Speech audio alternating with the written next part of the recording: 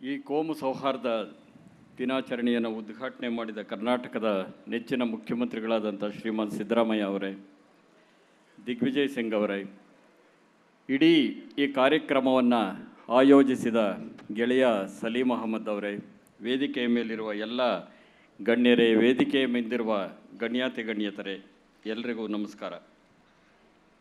ಇದೊಂದು ವಿಶಿಷ್ಟವಾದ ಸಂದರ್ಭದಲ್ಲಿ ಈ ಕೋಮು ಸೌಹಾರ್ದ ದಿನಾಚರಣೆ ಅನ್ನುವಂಥ ಕಾರ್ಯಕ್ರಮ ನಡೀತಾ ಇದೆ ಅಂತ ನಾನು ಭಾವಿಸ್ಕೊಂಡಿದ್ದೇನೆ. 20ನೇ ಶತಮಾನ ಮತ್ತು 21ನೇ ಶತಮಾನದ ನಡುವೆ ಬಹಳ ದೊಡ್ಡ ಅಂತರ ಇದೆ. 20ನೇ ಶತಮಾನ ಹೋರಾಟಗಳ ಶತಮಾನ, ಸಾಮಾಜಿಕ ನ್ಯಾಯದ ಶತಮಾನ, ಮಹಿಳಾ ನ್ಯಾಯದ ಶತಮಾನ, ಸಮಾನತೆಯ ಶತಮಾನ. ಆದರೆ 20ನೇ ಶತಮಾನದ ಕೊನೆಯ ದಶಕದಿಂದ ಆರಂಭವಾದಂತಹ ದೇಗುಲೀಕರಣ ಮತ್ತು ಜಾಗತೀಕರಣದ ಹಿನ್ನೆಲೆಯಲ್ಲಿ ಈ ದೇಶದ ಮನಸ್ಸುಗಳು ಛಿದ್ರವಾಗಿ ಹೋಗಿರುವಂಥ ಸಂದರ್ಭದಲ್ಲಿ ನಾವು ಈ ಕೋಮು ಸೌಹಾರ್ದ ದಿನಾಚರಣೆಯನ್ನು ಆಚರಿಸ್ತಾ ಇದ್ದೇವೆ. 20ನೇ ಶತಮಾನದ ಸಾಮಾಜಿಕ ವಿವೇಕದ ಜಾಗವನ್ನು 21ನೇ ಶತಮಾನದ ಆರ್ಥಿಕ ಅವಿವೇಕ ಆವರಿಸಿಕೊಂಡಿದೆ. ಮಾನವೀಯತೆಯ ಜಾಗವನ್ನು ಮತೀಯತೆ ಆವರಿಸಿಕೊಂಡಿದೆ. ಸಂವಾದದ ಜಾಗವನ್ನು ವಿವಾದ ಆವರಿಸಿಕೊಂಡಿದೆ. ಕೋಮು ಸೌಹಾರ್ದದ ಜಾಗವನ್ನು ಸಂಘರ್ಷ ಆವರಿಸಿಕೊಂಡಿದೆ. ಇಂಥ ಸಂದರ್ಭದ ಒಳಗಡೆ ನಾವೆಲ್ಲರೂ ಒಂದೇ ಅಂತ ಹೇಳಬೇಕಾಗಿರ್ತಕ್ಕಂಥ ಒಂದು ವಿಷಾದಕರ ಸನ್ನಿವೇಶವನ್ನು ನಾವು ಎದುರಿಸ್ತಾ ಇದ್ದೇವೆ. ವೇದಿಕೆಯ ಮೇಲೆ ದೊಡ್ಡ ದೊಡ್ಡ ವಿಚಾರಗಳನ್ನು ನಾವು ಹೇಳ್ತಿರ್ತೇವೆ. ಆದರೆ ಇವತ್ತೇನಾಗಿದೆ ಅಂದರೆ, ನಮ್ಮ ದೇಶದಲ್ಲಿ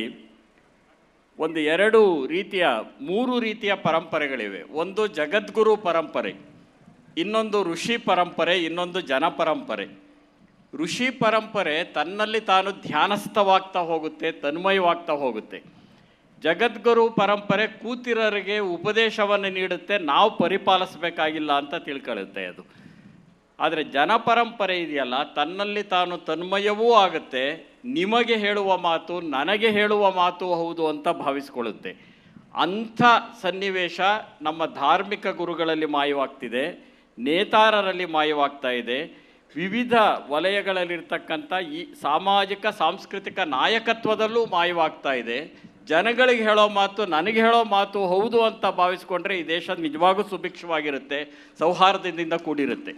ಆದರೆ ನಾವಿರೋದೇ ನಿಮಗೆ ಉಪದೇಶ ಮಾಡೋದಕ್ಕೆ, ಆದರೆ ನಾವು ಅನುಸರಿಸೋಕ್ಕಾಗೋದಿಲ್ಲ ಅನ್ನತಕ್ಕಂಥ ಧರ್ಮಗುರುಗಳು, ಆ ರೀತಿಯ ಅನೇಕ ನೇತಾರರು, ಆ ರೀತಿಯ ಸಾಂಸ್ಕೃತಿಕ ನೇತಾರರು ಎಲ್ಲರೂ ಇರೋದರಿಂದ ಈ ದೇಶದೊಳಗಡೆ ಎಲ್ಲರೂ ಸೇರಿ ನಮ್ಮ ಪ್ರಜಾಪ್ರಭುತ್ವಕ್ಕೆ ನಾವು ಅನ್ಯಾಯವನ್ನು ಮಾಡ್ತಿದ್ದೇವೆ. ಸ್ವಾತಂತ್ರ್ಯವನ್ನು ಗಳಿಸಿಕೊಟ್ಟಂಥವರ ಸ್ಮರಣೆಯನ್ನು ವೇದಿಕೆಗಳಲ್ಲಿ ಮಾಡ್ತಾ ನಾವು ಆತ್ಮವಂಚನೆ ಮಾಡ್ಕೊಳ್ತಿದ್ದೇವೆ ಅಂತ ಹೇಳೋದಕ್ಕೆ ವಿಷಾದ ಆಗುತ್ತೆ ನನಗೆ. ಇವತ್ತು ಸಲೀಂ ಅವರು ಏರ್ಪಡಿಸಿರುವಂಥ ಈ ಕಾರ್ಯಕ್ರಮದ ಮಹತ್ವ ಇದೆಯಲ್ಲ, ಶಾಹಿದ್ ಅಶ್ಫಾಕುಲ್ಲಾ ಖಾನ್ ಮತ್ತು ರಾಮ್ ಪ್ರಸಾದ್ ಬಿಸ್ಮಿಲ್ಲಾ ಇವರಿಬ್ಬರು, ಒಬ್ಬರು ಹಿಂದೂ ಒಬ್ಬರು ಮುಸ್ಲಿಂ, ಅದನ್ನು ಪ್ರತ್ಯೇಕವಾಗಿ ಹೇಳಬೇಕಾಗಿಲ್ಲ. ಇಬ್ಬರೂ ಸ್ನೇಹಿತರು, ಇಬ್ಬರೂ ಸ್ವಾತಂತ್ರ್ಯ ಹೋರಾಟಗಾರರು, ಇಬ್ಬರೂ ಉರ್ದು ಕವಿಗಳು, ಅದನ್ನು ಮರಿಬಾರದು. ಅದರಲ್ಲಿಗೂ ರಾಮ್ ಪ್ರಸಾದ್ ಅವರು ಉರ್ದು ಮತ್ತು ಹಿಂದಿ ಎರಡರಲ್ಲೂ ಬರೆದಂಥವರು. ಖಾನ್ ಅವರು ಉರ್ದುವಿನಲ್ಲಿ ಕವಿತೆಗಳನ್ನು ಬರೆದಂಥವರು. ಖಾನ್ ಅವರ ಅಣ್ಣ ರಾಮ್ ಪ್ರಸಾದ್ ಅವರಿಗೆ ಸ್ನೇಹಿತ ಆದದ್ರಿಂದ ಅವರ ಪರಿಚಯ ಆಗುತ್ತೆ. ಮಹಾತ್ಮ ಗಾಂಧೀಜಿಯವರ ನೇತೃತ್ವದಲ್ಲಿ ನಡೀತಾ ಇದ್ದಂಥ ಸ್ವಾತಂತ್ರ್ಯ ಹೋರಾಟದಲ್ಲಿ ಇವರಿಬ್ಬರೂ ಭಾಗವಹಿಸ್ತಾರೆ. ಆದರೆ 1922ರಲ್ಲಿ ಮಹಾತ್ಮ ಗಾಂಧೀಜಿಯವರು ಅಸಹಕಾರ ಚಳುವಳಿಯ ಘೋಷಣೆಯನ್ನು ಹಿಂದಕ್ಕೆ ತಗೊಂಡಾಗ ಅದಕ್ಕೆ ಅಸಮಾಧಾನ ಹೊಂದಿ ಇವರು ಬೇರೆ ದಾರಿಯನ್ನು ಹಿಡಿತಾರೆ. ಹಿಂದೂಸ್ತಾನ್ ರಿಪಬ್ಲಿಕನ್ ಅಸೋಸಿಯೇಷನ್ ಅಂತ ಏನು ರಾಮ್ ಪ್ರಸಾದ್ ಬಿಸ್ಮಿಲ್ಲಾ ಅವರು ಸ್ಥಾಪನೆ ಮಾಡಿದರು, ಅದರಲ್ಲಿ ಖಾನ್ ಅವರು ಸೇರಿಕೊಳ್ತಾರೆ. ಅದರ ಮುಖಾಂತರವಾಗಿ ಕ್ರಾಂತಿಕಾರಕ ಚಟುವಟಿಕೆಗಳನ್ನು ನಡೆಸ್ತಾ 1927 ಡಿಸೆಂಬರ್ 19ನೇ ತಾರೀಕು ಒಬ್ಬರು ಫೈಜಾಬಾದಲ್ಲಿ, ಇನ್ನೊಬ್ಬರು ಗೋರಖ್ಪುರದಲ್ಲಿ ಗಲ್ಲಿಗೆ ಇರ್ತಾರೆ. ಇಬ್ಬರು ಸ್ನೇಹಿತರು, ಒಬ್ಬ ಹಿಂದೂ ಮತ್ತು ಮುಸ್ಲಿಂ ಒಂದೇ ಕಾರಣಕ್ಕಾಗಿ ದುಡಿದದ್ದು, ಸ್ವಾತಂತ್ರ್ಯ ಹೋರಾಟಕ್ಕಾಗಿ ದುಡಿದದ್ದು, ಒಂದೇ ದಿನ ಗಲ್ಲಿಗೆ ಇರದ್ದು. ಇದನ್ನು ಜ್ಞಾಪಿಸ್ಕೊಂಡ್ರೆ ಕೋಮುವಾದಿಗಳಿಗೆ ಇದಕ್ಕಿಂತ ಒಳ್ಳೆಯ ಪಾಠ ನಮ್ಮಲ್ಲಿ ಬೇಕಾಗಿಲ್ಲ. ನಿಜವಾದ ಅರ್ಥದಲ್ಲಿ ಕೋಮುವಾದಿಗಳಿಗೆ ಇದು ನಿಜವಾದ ಪಾಠ. ಯಾಕೆಂದರೆ ಈ ದೇಶದಲ್ಲಿ ಮುಸ್ಲಿಮರೆಲ್ಲ ಭಯೋತ್ಪಾದಕರಲ್ಲ, ಹಿಂದೂಗಳೆಲ್ಲ ಮೂಲಭೂತವಾದಿಗಳಲ್ಲ. ಇದನ್ನು ಅರ್ಥ ಮಾಡ್ಕೊಳ್ಬೇಕಾಗಿದೆ. ಇವತ್ತು ಹಿಂದೂಗಳನ್ನು ವ್ಯಗ್ರವಾದಿಗಳನ್ನಾಗಿ ಮಾಡಲಾಗ್ತಿದೆ, ಮುಸ್ಲಿಮರಿಗೆ ಉಗ್ರವಾದಿ ಪಟ್ಟವನ್ನು ಕಟ್ಟಲಾಗ್ತಿದೆ. ಆದರೆ ಇಡೀ ಮುಸ್ಲಿಮರೇ ಭಯೋತ್ಪಾದಕರು, ಉಗ್ರಗಾಮಿಗಳು ಅಂತ ಹೇಳ್ತಕ್ಕಂಥದ್ದು ಇದೆಯಲ್ಲ, ಅದು ನಿಜವಾಗೂ ಈ ದೇಶದ ಜನಕ್ಕೆ ಮಾಡುವ ಅವಮಾನ. ಹಾಗೆಯೇ ಜನಸಾಮಾನ್ಯರಾಗಿರ್ತಕ್ಕಂಥ ಹಿಂದೂಗಳೆಲ್ಲರೂ ಏನು ಮೂಲಭೂತವಾದಿಗಳಲ್ಲ. ಈ ಜನಸಾಮಾನ್ಯರ ಮನಸ್ಸನ್ನು ದುರುಪಯೋಗ ಪಡಿಸ್ಕೊಳ್ತಕ್ಕಂಥ, ಧರ್ಮದವನ್ನು ಭಾವೋದ್ರೇಕಗೊಳಿಸ್ತಕ್ಕಂಥ, ಜಾತಿ ವಿಷ ಬೀಜವನ್ನು ಬಿತ್ತತಕ್ಕಂಥ ಅನೇಕರು ಈ ದೇಶದ ಒಳಗಡೆ ಜನ ಸೌಹಾರ್ದದಿಂದ ಬದುಕಬಾರದು ಅನ್ನತಕ್ಕಂಥ ಸಂಕಲ್ಪವನ್ನು ಅವರು ಮಾಡಿದ್ದಾರೆ. ಆದರೆ ನಾವು ಇವತ್ತು ಕೋಮು ಸೌಹಾರ್ದದ ಸಂಕಲ್ಪವನ್ನು ಮಾಡಬೇಕಾಗಿದೆ. ಅದೇ ನಮ್ಮ ಸ್ವಾತಂತ್ರ್ಯ ಹೋರಾಟಗಾರರಿಗೆ ನಾವು ಕೊಡ್ತಕ್ಕಂಥ ನಿಜವಾದ ಗೌರವ ಅಂತ ನಾನು ಭಾವಿಸ್ಕೊಂಡಿದ್ದೇನೆ. ನಾವು ಎಲ್ಲರೂ ಸಂವಿಧಾನದ ಮಾತನ್ನು ಹೇಳ್ತೇವೆ. ಸಂವಿಧಾನ ಸಭೆಯಲ್ಲಿ ಚರ್ಚೆ ನಡೆಯುವಂಥ ಸಂದರ್ಭದ ಒಳಗಡೆ ಡಾಕ್ಟರ್ ಎಸ್ ರಾಧಾಕೃಷ್ಣನ್ ಮತ್ತು BR ಅಂಬೇಡ್ಕರ್ ಇಬ್ಬರು ಒಂದೇ ರೀತಿಯ ಅಭಿಪ್ರಾಯವನ್ನು ವ್ಯಕ್ತಪಡಿಸ್ತಾರೆ. ಇದು ಯಾಕೆ ಬಹಳ ಮುಖ್ಯ ಅಂತ ಅಂದರೆ, ಎಸ್ ರಾಧಾಕೃಷ್ಣವರು ಹಿಂದೂ ಧರ್ಮದಲ್ಲಿ ನಿಷ್ಠೆ ಉಳ್ಳಂಥವರು, ಅಂಬೇಡ್ಕರ್ ಅವರು ಹಿಂದೂ ಧರ್ಮದಲ್ಲಿ ನಿಷ್ಠೆ ಉಳ್ಳಂಥವರಲ್ಲ. ಅವರು ಹಿಂದೂ ಧರ್ಮದಲ್ಲಿರ್ತಕ್ಕಂಥ ಕೆಡುಕುಗಳನ್ನು ದಿಟ್ಟವಾಗಿ, ಸ್ಪಷ್ಟವಾಗಿ, ದೃಢವಾಗಿ ವಿರೋಧಿಸ್ಕೊಂಡು ಬಂದಂಥವರು. ಧಾರ್ಮಿಕ ವಿಷಯಗಳಲ್ಲಿ ಎರಡು ವಿಭಿನ್ನ ತುದಿಗಳಾಗಿರ್ತಕ್ಕಂಥ ರಾಧಾಕೃಷ್ಣನ್ ಮತ್ತು ಅಂಬೇಡ್ಕರ್ ಅವರು ಸಂವಿಧಾನ ಸಭೆಯ ಚರ್ಚೆ ಒಳಗಡೆ ಒಂದು ಮಾತನ್ನು ಹೇಳ್ತಾರೆ. ರಾಧಾಕೃಷ್ಣನ್ ಹೇಳ್ತಾರೆ, ಈ ದೇಶ ಯಾವುದೇ ಒಂದು ಧರ್ಮಕ್ಕೆ ಸಂಬಂಧಪಟ್ಟದ್ದಲ್ಲ, ಇದು ಬಹುಧರ್ಮಗಳ ದೇಶ, ಇಲ್ಲಿ ಎಲ್ಲ ಧರ್ಮಗಳು ಸಮಾನ ಅಂತ ಹಿಂದೂ ಧರ್ಮಕ್ಕೆ ನಿಷ್ಠರಾಗಿರ್ತಕ್ಕಂಥ ರಾಧಾಕೃಷ್ಣನ್ ಹೇಳ್ತಾರೆ. ಹಿಂದೂ ಧರ್ಮವನ್ನು ವಿರೋಧಿಸ್ತಾ ಬಂದಂಥ ಅಂಬೇಡ್ಕರ್ ಅವರು ಅದೇ ಮಾತನ್ನು ಹೇಳ್ತಾರೆ, ಈ ದೇಶ ಏಕಧರ್ಮದ ದೇಶ ಅಲ್ಲ, ಬಹುಧರ್ಮಗಳ ದೇಶ, ಇಲ್ಲಿ ಎಲ್ಲ ಧರ್ಮಗಳು ಸಮಾನ ಅಂತ ಹೇಳ್ತಾರೆ. ಇದನ್ನು ನಿಜವಾದ ಹಿಂದೂ ನಾಯಕರು, ನಿಜವಾಗಿರ್ತಕ್ಕಂಥ ಬೇರೆ ಬೇರೆ ನಾಯಕರು ಅರ್ಥ ಮಾಡಿಕೊಂಡ್ರೆ ಈ ದೇಶದಲ್ಲಿ ಕೋಮು ಸೌಹಾರ್ದ ತಾನೇ ಆಗಿಬರುತ್ತೆ.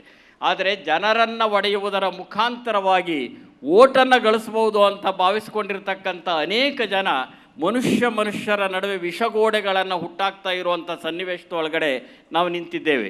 ಹಾಗಾಗಿ ನಾವು ಇವತ್ತು ಅರ್ಥ ಮಾಡ್ಕೊಳ್ಬೇಕಾಗಿದೆ. ನಾನು ಹೆಚ್ಚು ಜನ ಭಾಷಣಕಾರರಿರೋದ್ರಿಂದ ಹೆಚ್ಚು ಮಾತಾಡೋದಕ್ಕೆ ಇಷ್ಟಪಡೋದಿಲ್ಲ. ನಾನು ಗಾಂಧಿಗಿಂತ ಒಳ್ಳೆಯ ಹಿಂದೂ ಬೇಕಾಗಿಲ್ಲ ನಮಗೆ, ವಿವೇಕಾನಂದರಿಗಿಂತ ಒಳ್ಳೆಯ ಹಿಂದೂ ಬೇಕಾಗಿಲ್ಲ.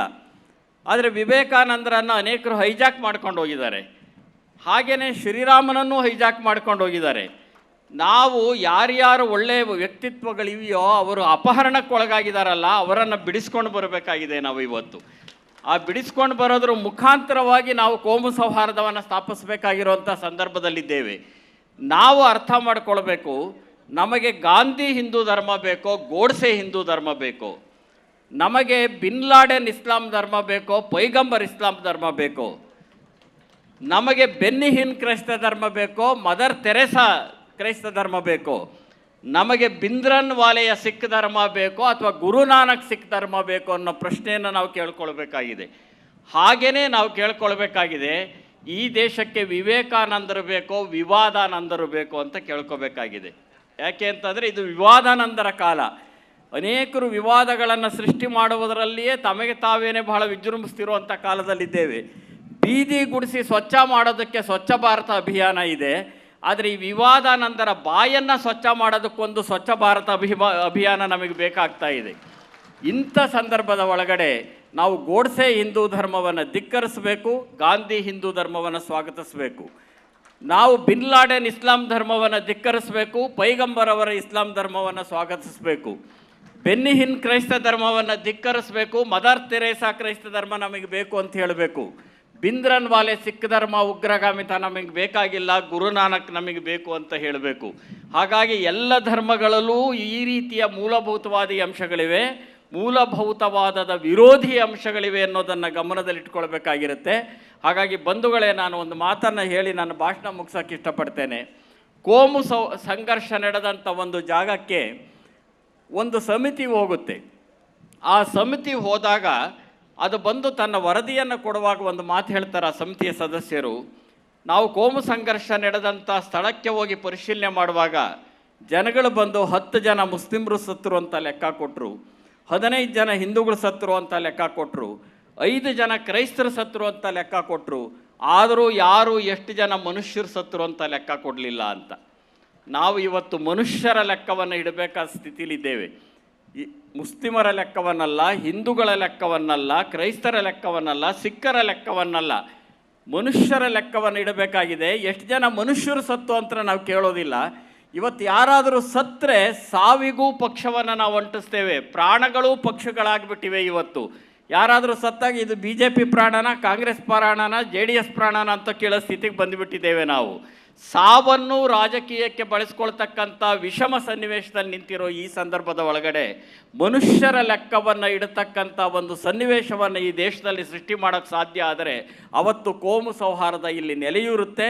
ಇವರಿಬ್ಬರು ಯಾರು ಹುತಾತ್ಮರಿದ್ದಾರೆ ಅವರ ನೆನಪಿನಲ್ಲಿ ಈ ನಾಡಿನಲ್ಲಿ ಕೋಮು ಸೌಹಾರ್ದವನ್ನು ಸ್ಥಾಪಿಸೋದಕ್ಕಾಗಿ ನಾವು ಸಂಕಲ್ಪ ಮಾಡೋಣ ಅಂತ ಕೇಳ್ಕೊಳ್ತಾ ನನ್ನ ಮಾತನ್ನು ಮುಗಿಸ್ತೇನೆ. ಕೇಳಿದ ನಿಮಗೆಲ್ಲ ನಮಸ್ಕಾರ.